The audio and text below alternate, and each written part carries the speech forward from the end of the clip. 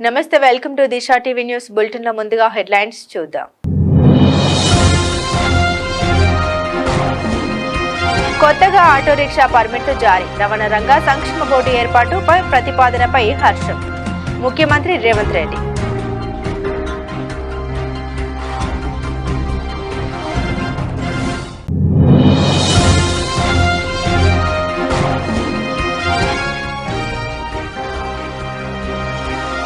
ఇందిరమ్మ ఇల్లు రావడం ఆనందంగా ఉంది. ముఖ్యమంత్రి ఎమ్మెల్యే డాక్టర్ చిట్టెం పన్నికారెడ్డికి ప్రత్యేక ధన్యవాదాలు.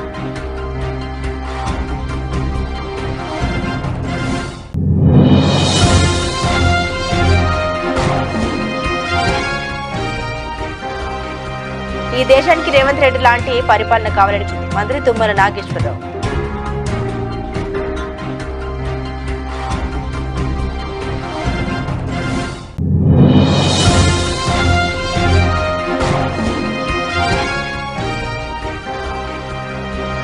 ములుగు జిల్లాలో గుడిసెలు తొలగించడానికి వచ్చిన అధికారులపై గిరిజనుల దాడి.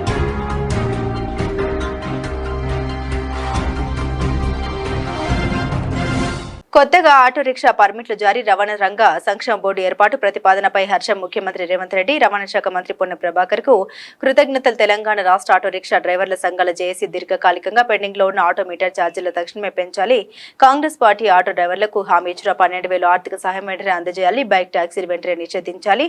హైదరాబాద్ మహానగరంలో కొత్త ఆటో రిక్షా పర్మిట్లు ఇవ్వడానికి రాష్ట్ర ప్రభుత్వం జీవో జారీ చేసినందుకు మరియు రవాణా రంగ సంక్షేమ బోర్డు ఏర్పాటుకు ప్రభుత్వ ప్రతిపాదన ప్రకటించడం పట్ల తెలంగాణ రాష్ట్ర ఆటో రిక్షా డ్రైవర్ల సంఘాల జేఏసీ హర్షం వ్యక్తం చేస్తూ తెలంగాణ రాష్ట్ర ఆటో రిక్షా డ్రైవర్ల సంఘాల జేఏసీ నేతలు ముఖ్యమంత్రి రేవంత్ రెడ్డి, రవాణా శాఖ మంత్రి పొన్నం ప్రభాకర్ కు కృతజ్ఞతలు తెలిపారు. ముఖ్యంగా ఈ జేఏసీ సమావేశం ఏర్పాటు ప్రభుత్వం ఆటో డ్రైవర్ల ప్రయోజనాల కోసం గత 10 సంవత్సరాల నుంచి 2015లో అప్పుడున్న టీఆర్ఎస్ ప్రభుత్వం, గతంలో 2013లో ఇచ్చిన జీవోను అనుసరించి వాళ్ళు ఇవ్వడం జరిగింది. గత ప్రభుత్వం ఈ హైదరాబాద్ నగరంలో ఆటో పర్మిట్ కావాలని చెప్పి నేషనల్ రాష్ట్ర సంఘాలన్నీ కూడా, గుర్తింపు సంఘాలన్నీ కూడా 10 డిమాండ్ల 40,000 కొత్త ఆటో పర్మిట్లు ఈ రాష్ట్ర ప్రభుత్వం ద్వారా విడుదల చేయడం జరిగింది. మరో 25,000 అంటే ప్రభుత్వం ఏమో వాళ్ళు ఓవరాల్ గా 65,000 అని చెప్తున్నారు.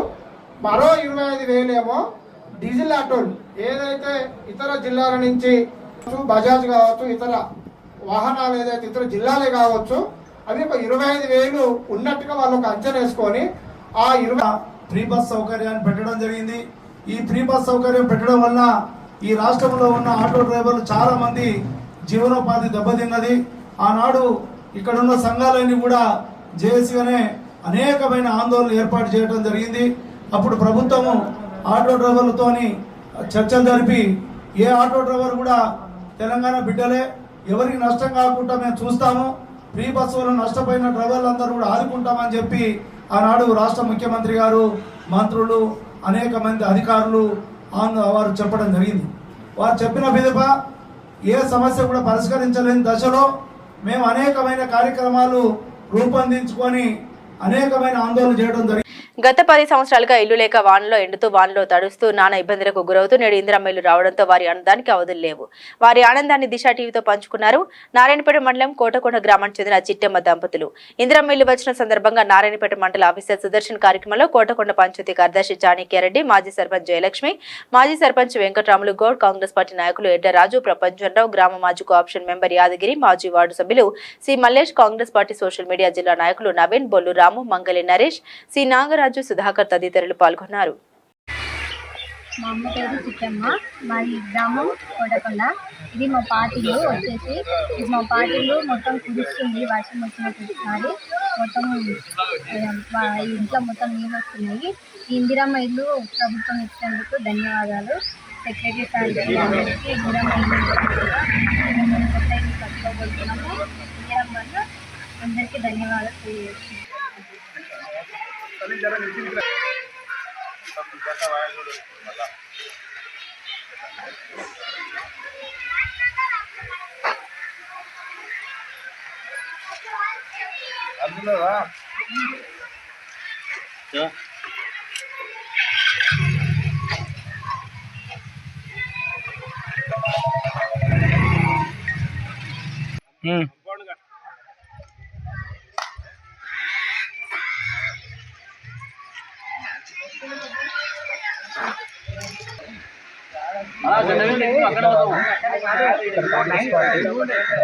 అధ్యక్షుని ఏదైతే ఎన్నికల్లో హామీ ఇచ్చినటువంటి హామీలో ప్రతి ఒక్కరికి ఇల్లు ఇవ్వాలనే నిర్ణయం ఏదైతే తీసుకున్నాడో మా ముఖ్యమంత్రి రేవంత్ రెడ్డి గారు ఆదేశాల మేరకు, అదేవిధంగా మా నియోజకవర్గ స్థానిక ఎమ్మెల్యే పన్నికమ్మ ఆదేశాల మేరకు ఈ కోటకొండ గ్రామానికి రావడం జరిగింది. వాళ్ళకు ప్రత్యేకంగా గ్రామం నుంచి ధన్యవాదాలు తెలియజేస్తున్నాను. మా గ్రామానికి దాదాపు 29 ఇండ్లు రావడం జరిగింది. ఇక్కడ పూర్వ గుడిసెల నుండి వాళ్ళు దాదాపు గత ప్రభుత్వంలో ఏమాత్రం పట్టించుకోలేదు. 10 సంవత్సరాలకి వెళ్ళి ఇల్లు రాక కవర్లు వేసుకొని బతుకుతున్నటువంటి పరిస్థితి. ఈరోజు ఆ విధంగా కాకుండా కాంగ్రెస్ ప్రభుత్వం గుర్తించి ప్రతి ఒక్కరికి ఇల్లు రావడం జరిగింది. ఆ లబ్ధిదారులు చాలా మట్టుగా సంతోషపడి ఈరోజు ముగ్గులు వేయడం జరిగింది. మా గ్రామంలో ప్రతి ఒక్కరు సంతోషపడుతూ 29 మంది సభ్యులు సంతోషపడుతున్నారు. రాబోయే కాలంలో కొంతమందికి ప్రత్యేకంగా తీసుకొని వాళ్ళు కూడా లబ్ధి కూరుస్తామని తెలియజేస్తూ ఈ దేశానికి రేవంత్ రెడ్డి లాంటి పరిపాలన కావాలని కోరుకునే పరిస్థితి దాపురించింది. చుట్టుపక్కల అన్ని రాష్ట్రాలు రేవంత్ రెడ్డి లాంటి పాలన కావాలి, రేవంత్ రెడ్డి పథకాలు కావాలని అంటున్నారు. ఒక్క సంవత్సరంలోని పక్క రాష్ట్రాలు మనల్ని ఫాలో అవుతున్నాయి అంటే గర్వకారణంగా ఉంది మంత్రి తుమ్మల నాగేశ్వరరావు. నేను చేసే ప్రతి కార్యక్రమం ఈ యొక్క దేశానికి మార్గదర్శకంగా ఉండాలని కోరుకునేటటువంటి ముఖ్యమంత్రి, ఈ దేశానికి తెలంగాణ లాంటి పరిపాలన కావాలని కోరుకునేటటువంటి దశ ఇప్పుడు దాపురించింది. అందుకనే చుట్టుపక్కల రాష్ట్రాలన్నీ కూడా తెలంగాణ పాలన కావాలి, రేవంత్ రెడ్డి గారి పథకాలు మాకు కావాలని చెప్పుకునే స్థితికి ఈనాడు పక్క రాష్ట్రాలు వచ్చినాయి. మనకి పక్క రాష్ట్రాలతోటి పోటీ కాదు, కానీ మన చూసి పక్క రాష్ట్రాలు అమలు చేసే స్థితికి ఒక్క సంవత్సరంలోనే ప్రజా ముఖ్యమంత్రి రేవంత్ రెడ్డి గారు తీసుకొచ్చారంటే అది మనకి గర్వకారణం అని చెప్పి కూడా మీకు ఈ సందర్భంగా మనం చేస్తున్నాం. ములుగు జిల్లాలో గుడిసెలు తొలగించడానికి వచ్చిన అధికారులపై గిరిజనుల దాడి. ఏటూరు నాగారం మండలం రోహిరి బీట్ పరిధిలోని చల్పాక రహదారి వెంట అటవీ భూముల్లో గిరిజనులు వేసుకున్న గుడిసెల్ని జేసీబీ డోజర్ వాహనాలతో తొలగిస్తున్న అటవీ శాఖ పోలీసు అధికారులు కర్రలతో ఎదురు దాడి చేసిన వాహనాలను తరిమిన గిరిజనులు.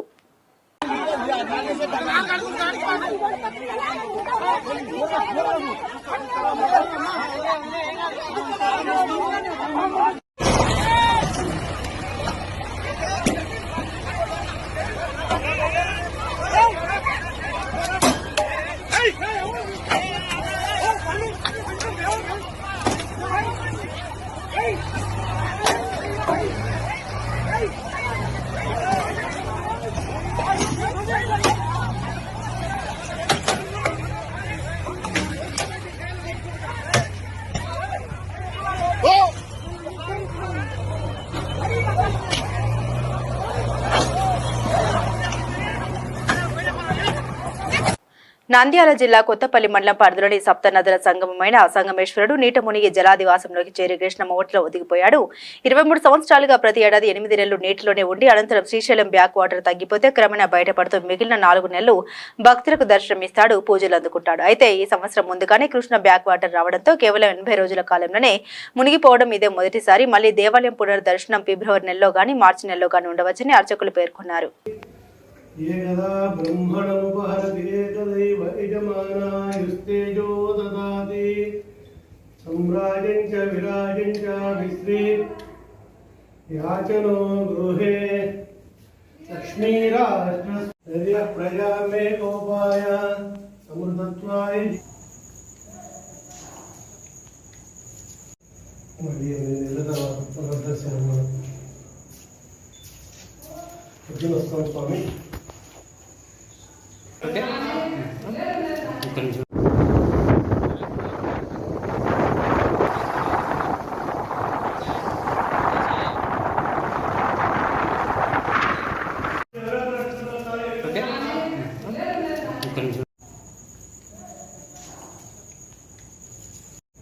మరి నెల తర్వాత పునర్దర్శనం పొద్దున వస్తాం స్వామి.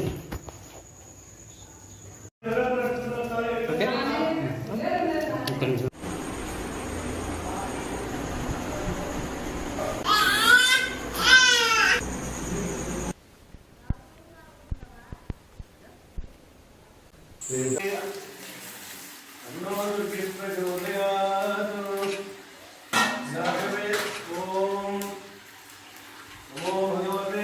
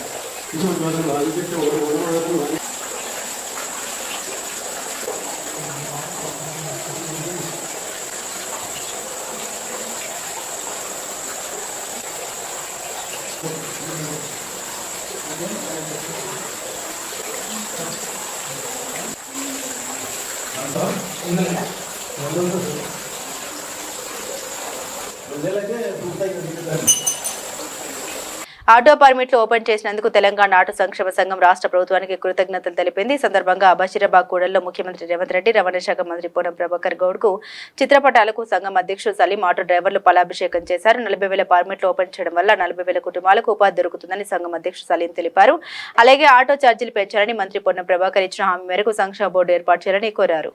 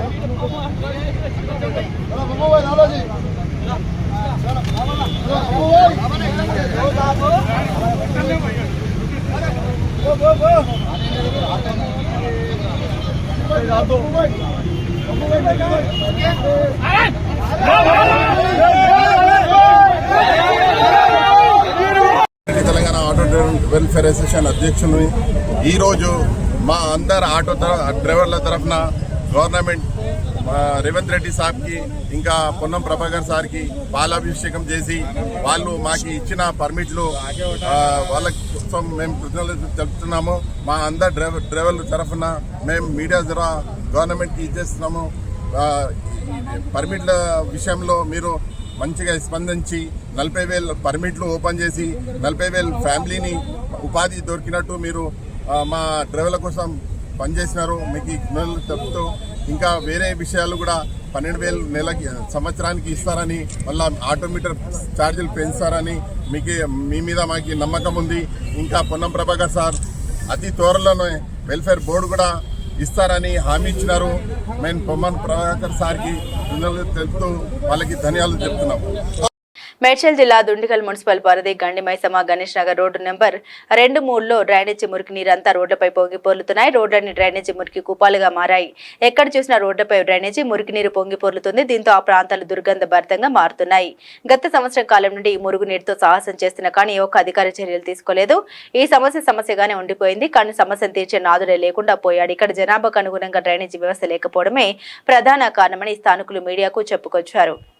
నేటి యువత క్రీడల్లో రాణించి ఉన్నత శిఖరాలు అధిరోహించడంతో పాటు భవిష్యత్తులో రాష్ట్ర జాతీయ స్థాయి క్రికెట్ క్రీడా పోటీల్లో తమ సత్తా చాటాలని చాత్రినాక పోలీస్ ఇన్స్పెక్టర్ నాగేంద్ర ప్రసాద్ వర్మ పేర్కొన్నారు. ఈ మేరకు షంషీర్గంజ్లోని శారదా మైదానంలో క్రీడా స్పోర్ట్స్ అకాడమీ 2వ వార్షికోత్సవ క్రికెట్ టోర్నమెంట్ వేడుకలు విజేతలకు బహుమతుల ప్రదాన కార్యక్రమం ఘనంగా జరిగింది. ఈ కార్యక్రమానికి సిఐ నాగేంద్ర ప్రసాద్ వర్మ, ఎస్ఐ త్రిమూర్తులు ముఖ్య అతిథులుగా హాజరై క్రీడా sports academy managing director AB Prakash తో కలిసి టోర్నమెంట్లో విజేతలుగా నిలిచిన క్రీడాకారులకు winnowing trophy, runner of trophy, best bowler, best batsmen, man of the match ల ట్రోఫీలను సర్టిఫికెట్ మెడల్తో వారిని ఘనంగా సత్కరించి ప్రత్యేక అభినందన తెలిపారు. ఈ కార్యక్రమంలో SA Trimurthulu, cricket coach Ashish Srivastav, coach K Durga Prasad, చిన్నారుల తల్లిదండ్రులు పెద్ద సంఖ్యలో పాల్గొన్నారు.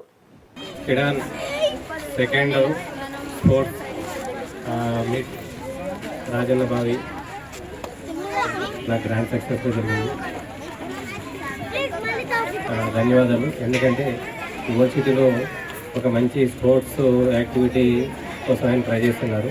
ఆయన ఇంకా పెద్ద స్థాయిలో చేయాలని కోరుకుంటున్నాం. అలాగే పిల్లలందరూ కూడా మంచిగా పార్టిసిపేట్ చేయండి.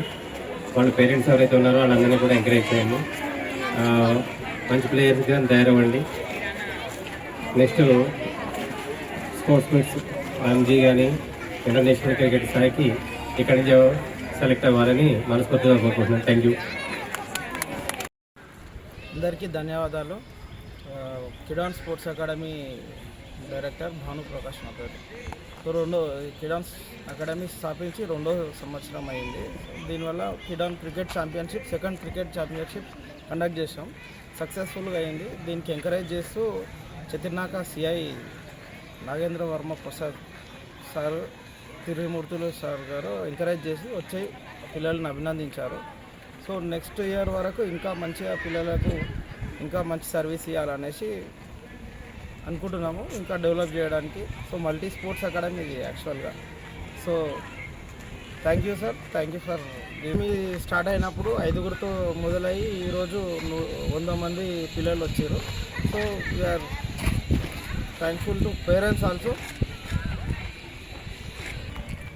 సో మా దగ్గర ఉన్న మంచి ప్రొఫెషనల్ కోచెస్ ఉంటారు. సో అంతా రంజీ ప్లేయర్స్, ఖోఖోకు Mumbai Indians ultimate khokho participate చేసిన coach, athletic coach. So all డిసిప్లిన్స్లో విత్ అసోసియేషన్స్ టైఅప్ అయ్యి సో ప్రొఫెషనల్గా కోచింగ్ సెంటర్ ఇది. So you are players all. Srikalahasti ఆలయంలో తగ్గని దళార్ల హవా. తిరుమల తర్వాత అత్యధిక రద్దీగా ఉండే పుణ్యక్షేత్రం శ్రీకాళహస్తి. పాపగ్రహాలైన రాహుకేతువులకు పరిహారం నిలయం. రోజుకు 30,000 మంది తగ్గని భక్తులు. ఏడాదికి 200 కోట్ల రూపాయల ఆదాయం. అధికారులు, సిబ్బంది, హంగు ఆర్భాటాలు అన్ని ఉన్నాయి. రాహుకేతువులకు మించిన వారికి ఈ ఆలయం నిలయంగా మారిపోయింది. వైసీపీ ప్రభుత్వంలో మూట కట్టుకున్న అపవాదులు కూటమి ప్రభుత్వంలో తొలగిపోతాయని అందరూ భావించారు. అయితే పాత ప్రభుత్వ విధానాలు కొనసాగుతున్నాయి. దూర ప్రాంతాల నుండి వచ్చిన భక్తులు క్యూ లైన్లో గంటల తరబడి నిలబడి నిరసించిపోతున్నారు. దళార్లు అడ్డుదారుల్లో భక్తులను గుంపులుగా తీసుకెళ్తూ జేబులు నింపుకుంటున్నారు. దళార్ల దందా ఎప్పుడు ఆగుతుందో, ఎవరి వల్ల ఆగుతుందో, అసలు ఏం జరుగుతుందో లేదో ఆ శివయ్యకే తెలియాలి.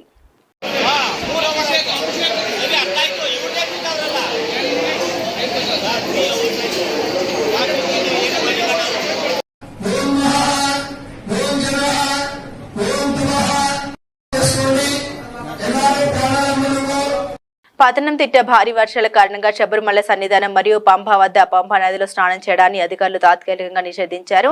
నీటి మట్టాలు పెరిగిన నేపథ్యంలో భద్రతా చర్యగా జిల్లా కలెక్టర్ ఈ పరిమితిని ప్రకటించారు. యాత్రికులు పంబా త్రివేణి వద్ద స్నానం చేయడం లేదా నదిలోకి ప్రవేశించడం నిషేధించబడింది. పంబా త్రివేణి వద్ద వాహనాల పార్కింగ్ కూడా తాత్కాలికంగా పరిమితం చేశారు. పంబా సన్నిధాన మార్గాన్ని నిరంతర వర్షాలు ప్రభావితం చేస్తున్నందున శబరిమల ఆలయానికి ఎక్కేటప్పుడు యాత్రికులు జాగ్రత్తలు తీసుకోవాలని ట్రావెన్కోర్ దేవస్వం బోర్డు సిఫార్సు చేస్తోంది. ఇజ్రాయెల్, ఇరాన్ మధ్య భీకర యుద్ధం కొనసాగుతుంది. ఇజ్రాయెల్ దాడిలో ఇప్పటివరకు 224 మంది ఇరాన్ పౌరులు మృతి చెందారని ఇరాన్ ఆరోగ్య శాఖ వెల్లడించింది. ఇందులో 90% మంది సాధారణ పౌరులేనని పేర్కొంది. మరో 1277 మంది గాయపడ్డారని వెల్లడించింది. గత శుక్రవారం నుండి న్యూక్లియర్ సైట్లను లక్ష్యంగా చేసుకుని ఇజ్రాయెల్ దాడులు ప్రారంభించగా ఇరాన్ సైనికాధికారులు అణు శాస్త్రవేత్తల్ని హతమార్చుతోంది.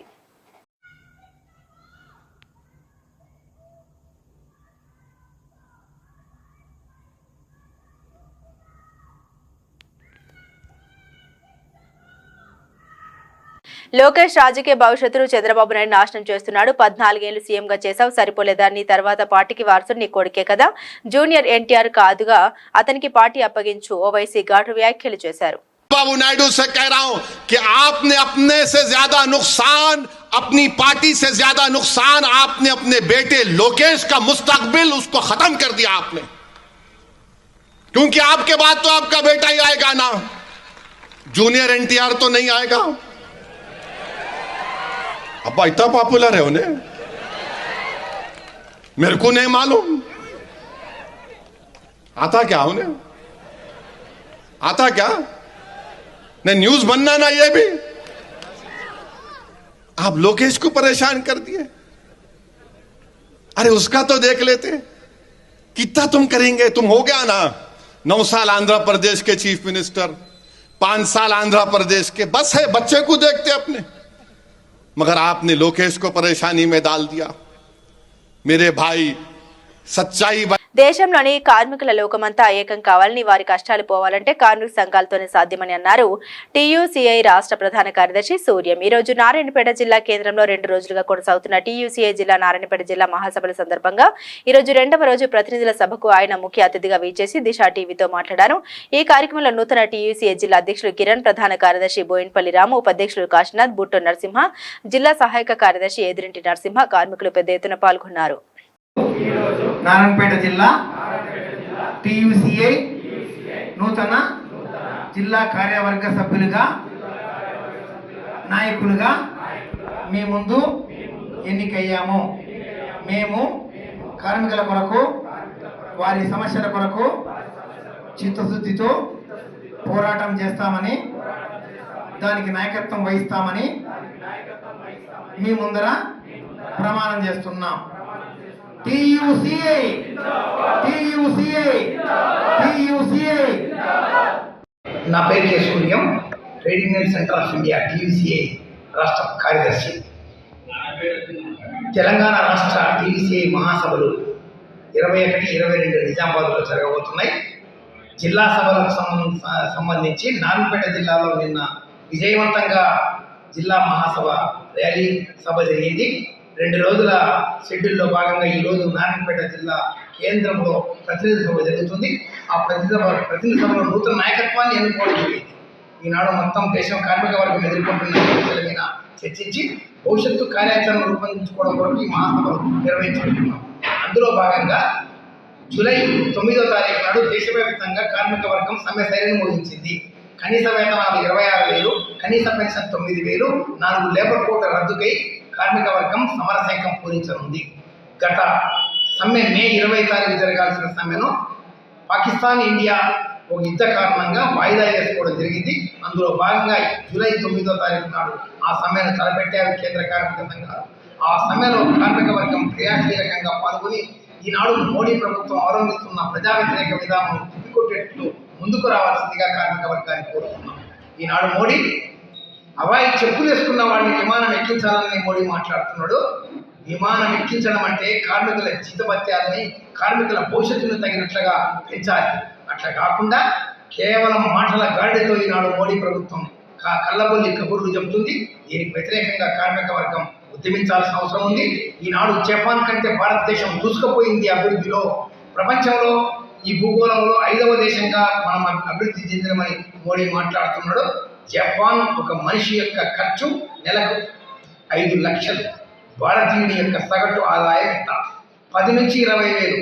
నెలకు సంవత్సరానికి 1 లక్ష రూపాయల కంటే మించి కార్మిక వర్గానికి 1.5 లక్షల కంటే మించి ఆదాయం రాని కార్మిక వర్గం ఉంది. ఈ దేశంలో 5 లక్షలు నెలకు ఖర్చు పెట్టే జపాన్ కంటే మేము ముందున్నామని మోడీ మాట్లాడుతున్నాడు. అది నిజమా? అభివృద్ధి అంటే ప్రజానికం అభివృద్ధి జరగాలి, జన జీవితాల అభివృద్ధిగా ఉండాలి. అది ఆలోచించకుండా ఆర్థిక స్థితిలో మేము ముందున్నామని మాట్లాడుతున్నారు. ఇది ఆర్థిక స్థితి ముందుండమంటే ప్రజలు ముందుండడం కనుక ప్రజలు వాస్తవంగా వెనకబడి ఉన్నారు. ప్రజల ఆర్థిక స్థితి చాలా వెనకబడి ఉంది. ఆ వెనకబడ్డ ఆర్థిక స్థితికి పెంపుదలకై కార్మిక వర్గం, రైతాంగం, ప్రజలు పోరాటం చేయాలని, ఆ పోరాటాలను ముందుకు తీసుకుపోవడం కొరకు టీఎస్సీ నిరంతరం పనిచేస్తుందని తెలియజేస్తారు. నారాయణపేట పట్టణంలోని ప్రభుత్వ పాఠశాలలో గ్రౌండ్ స్కూల్ విద్యార్థులకు పాఠ్య పుస్తకాలు, దుస్తులు అందజేశారు ఎమ్మెల్యే డాక్టర్ చిట్టెం పర్ణికారెడ్డి. ఈ సందర్భంగా వారు మాట్లాడుతూ ప్రభుత్వ పాఠశాలలో చదువుతున్న విద్యార్థులు జ్ఞానవంతులుగా, విద్యావంతులుగా ఎదుగుతారని, ప్రతి ఒక్కరూ ప్రభుత్వ పాఠశాల కళాశాలను కాపాడుకోవాల్సిన బాధ్యత మనందరిపై ఉందని తెలియజేశారు. అలాగే మీకు ఎలాంటి సమస్య ఉన్నా తమ దృష్టికి తీసుకురావాలని, ఎంబడే పరిష్కరిస్తామని విద్యార్థులకు తెలిపారు. ఈ కార్యక్రమంలో డీఈఓ గోవిందరాజులు, వ్యవసాయ market committee chairman Sadasivareddy, RTO member Poshal Rajesh, వ్యవసాయ మార్కెట్ కమిటీ డైరెక్టర్ శరణప్పలు పాల్గొన్నారు. ఆ 12th రోజు కరెక్ట్ ఓపెనింగ్ రోజు నాకు కుదరలేదు కాబట్టి మీ అందరినీ బుక్స్ డిలే కావద్దు, మీకు యూనిఫామ్స్ డిలే కావద్దు అనే ఉద్దేశంతో డిఓ గారికి చెప్పి ఆల్రెడీ అన్ని స్కూల్స్లలో అదే రోజు చేసేసేయండి కార్యక్రమం. నేను ఏదైనా ఒక స్కూల్ కి తప్పకుండా వచ్చి ఒక రోజు ఇంటరాక్ట్ అవుతాను పిల్లలతో అనే ఉద్దేశంతో ఈ రోజు రావడం జరిగింది. సో మీ అందరికీ కూడా నేను కోరేది ఒకటే, మంచిగా చదువుకోండి. చదువు అనేది మనకి చాలా ముఖ్యం. చదువు లేకపోతే ఫ్యూచర్ అనేది మనకు ఉండదు, అది మాత్రం గుర్తుపెట్టుకోండి. ఎందుకంటే ఎడ్యుకేషన్ పైసలు సంపాదిస్తాం, పేరు సంపాదిస్తాం, అన్ని పోయే భయం ఉంటది. ఉంటుందా? పైసలు వస్తాయి, పోతాయి. పేరు వస్తుందో రాదు. అవునా? మనతో ఉండేది ఏముంటుంది? మన చదువు ఒకటి. అవునా? మరి ఈ రోజు కూడా నేను గెలిచిన తర్వాత, ఎమ్మెల్యే అయిన తర్వాత కూడా నేను మళ్ళీ వెళ్ళి నా డాక్టర్ ఎగ్జామ్, పీజీ ఎగ్జామ్ రాసిన అంటే దానికి కారణం ఒకటి ఏంటంటే ఆ డిగ్రీ నాతో పాటు ఉంటుందని. అవునా? సో మీ అందరికి చాలా మందికి తెలుసా తెలియదా నేను డాక్టర్ అని? తెలుసా? ఏం డాక్టర్ అన్నా తెలుసా? తెలియదా? రేడియాలజీ డాక్టర్ అంటారు. పీజీ రేడియాలజీలో చేశాను. రేడియాలజీ అంటే స్కాన్స్ చేస్తారా? అల్ట్రాసౌండ్ స్కాన్ చేస్తారు, సిటీ స్కాన్, ఎక్స్రే స్కాన్, ఇవన్నీ రిపోర్టింగ్ ఒక డాక్టర్ చేసేది మేము చేస్తాం అనమాట. So radiology. సో దాంట్లో ఏంటంటే భాగంగా నేను రీసెంట్గా మొన్న ఎగ్జామ్స్ రాసినప్పుడు చాలా కష్టమైంది రాయడం. చాలా కష్టమైంది. నేనే చెప్తున్నా, మీ అందరికీ ఎందుకు ఇంత ఓపెన్ గా చెప్తున్నా అంటే మీరు కూడా ఎగ్జామ్స్ రాస్తుంటే చాలా కష్టమైంది. భావం లేని కవిత, బాధ్యత లేని యువత, బజార్న పడ్డ వనిత, బ్రతుకు నిరార్థకం, భవిష్యత్తు శూన్యం అన్నాడు ఒక కవి. ఒక కవిత రాస్తే దానికి భావం ఉండాలి, యువతకు బాధ్యత ఉండాలి, వనితకు క్యారెక్టర్, మొత్తం ఇవన్నీ కూడా పెద్దలు చెప్పారని అన్నారు. యువత ఆలోచించుకోవాల్సింది ఏంటంటే, మీ కుటుంబంలోని నీ తల్లిదండ్రులు చదువుకోకపోయినా మా బతుకులు ఇలా ఉన్నాయి, మా బిడ్డల బతుకులైనా ఇలా ఉండకూడదని ఒక ఆశతోటి చదివిస్తున్నారని, యువత కూడా బాధ్యతతో మెలగాలని తెలిపారు. SVR degree college principal Venkatramaiah నేతృత్వంలో జరిగే జాబ్ మేళా యువత సద్వినియోగం చేసుకోవాలని అన్నారు. పరాన్న జీవులు లాగా తల్లిదండ్రుల మీద లేకపోతే సమాజం మీద ఆధారపడి బ్రతకకూడదు ఏ మనిషి అని తెలిపారు. ఈ కార్యక్రమంలో municipal chairman Sheikh Madar Saheb, town అధ్యక్షులు Komari Durgarao, college principal Venkatramaiah, Vajram Naik, Sheikh cinema hall Johnny పాల్గొన్నారు. 150 కోట్ల రూపాయలతో ఒక పట్టణానికి మంచినీళ్ళు అందించే కార్యక్రమాన్ని తీసుకొస్తున్నాం. అలాగే 100 పడకల ఆసుపత్రి మాకు కావాలి, ఆ పాత హాస్పిటల్ కాకుండా అని చెప్పేసి దాన్ని ఒక 50 కోట్ల రూపాయలతో 40 కోట్ల రూపాయలతో ఒకటి కొత్తగా నిర్మించాలని ప్రతిపాదనలను సిద్ధం చేశాం. నిన్న గౌరవ ముఖ్యమంత్రి వర్యుల చేతి మీదుగా మరి తల్లికి వందనం, 2 బిడ్డలకు ఇస్తామని ఒక బిడ్డకి ఇచ్చిన, ఒక కంట కన్నీరు, ఒక పంట పన్నీరు ఉండకూడదు. తల్లికి బిడ్డలు అందరూ సమానమే కాబట్టి, ఏ బిడ్డని ఏ తల్లి వదులుకోలేదు కాబట్టి అందరికీ ఉండాలని ఒక సదుద్దేశంతో పెను భారమైనప్పటికీ ఈరోజు తల్లికి వందనం పేరు మీద ఉన్న 4 బిడ్డలు, 3 బిడ్డలు, 5 బిడ్డలు ఉన్న ఆర్థిక పరిస్థితి ఎంత ఇబ్బందికరమైన పరిస్థితుల్లో ఉన్నప్పటికీ కూడా మీ భవిష్యత్తే ధ్యేయంగా ఈరోజు కూటమి ప్రభుత్వం పనిచేస్తుంది.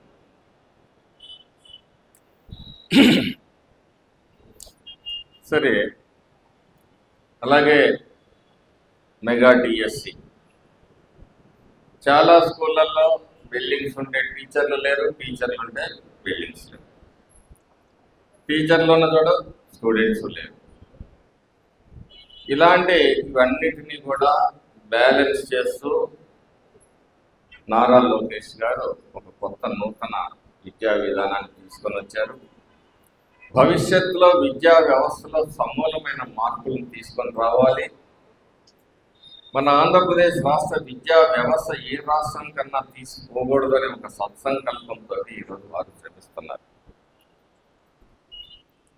ఎందుకంటే వారు పాదయాత్రలో యువతతోటి అనేక మందితోటి మమేకమయ్యారు. సహజంగా యువకుడు కాబట్టి యువత భవిష్యత్తు గురించి ఆయన అనేక ఆలోచనలు చేస్తూ ఉన్నారు. మొన్న ఒక ఎంఎస్ఎంఈ పార్కు ఇక్కడ ఏర్పాటు చేశారు.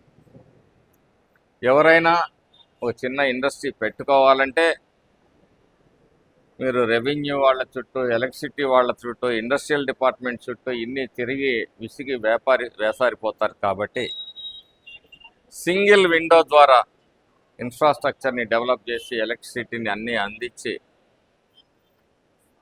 ఎవరైనా ఒక చిన్న ఫ్యాక్టరీ లాంటిది పెట్టుకోవాలా, చిన్న యూనిట్ పెట్టుకోవాలంటే అందిద్దామని చెప్పి ఒక ఆలోచన చేస్తాం.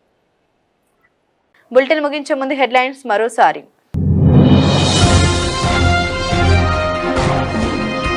కొత్తగా ఆటో రిక్షా పర్మిట్లు జారీ, రవాణా రంగ సంక్షేమ బోర్డు ఏర్పాటుపై ప్రతిపాదనపై హర్షం, ముఖ్యమంత్రి రేవంత్ రెడ్డి.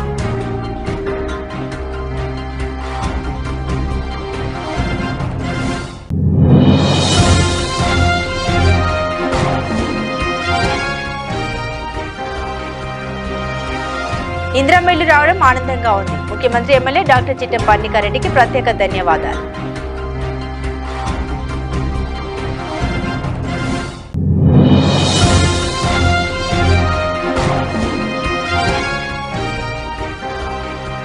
ఈ దేశానికి రేవంత్ రెడ్డి లాంటి పరిపాలన కావాలని మంత్రి తుమ్మల నాగేశ్వరరావు.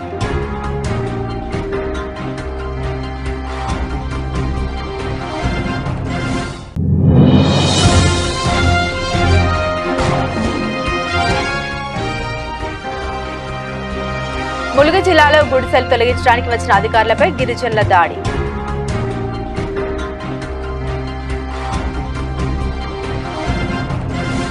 ఇవి ఈ బులెటిన్లోని విశేషాలు. తిరిగి మరో బులెటిన్తో మళ్ళీ కలుసుకుందాం. అంతవరకు సెలవు. నమస్కారం.